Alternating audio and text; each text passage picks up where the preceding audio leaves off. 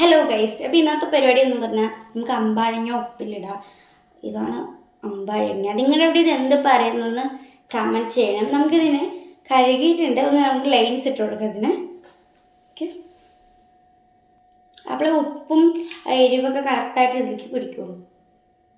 എനിക്ക് ഭയങ്കര ഇഷ്ടമുണ്ട്, വെറുതെ ഒക്കെ തന്നെ ഇഷ്ടമാണ്. ഉപ്പിലിട്ട് നോക്കാം. ഇങ്ങനെ വാരിയിടണം, കണ്ടോ ലൈൻസ്.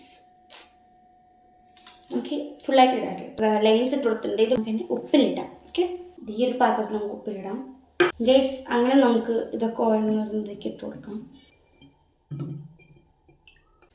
2 സ്പൂൺ ഇടുമോ? 2 സ്പൂൺ. എനിക്കിതിൻ്റെ അളവൊന്നും അറിയില്ല. ഓക്കെ, പിന്നെ അമ്മയെ അടുത്ത് നിർത്തിയിട്ട് അമ്മയുടെ അടുത്ത് ചോദിച്ചു വിളിക്കണം. മതിയോ ഗൈസ്? നമുക്ക് കാന്താരി മുളകാണ് കേട്ടോ, വീട്ടിലുണ്ടായ മുളകാണ്.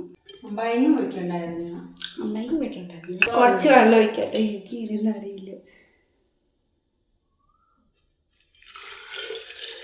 ഗൈസ്, നമുക്ക് നമ്മൾ ഷേക്ക് ചെയ്ത് കൊടുക്കാം.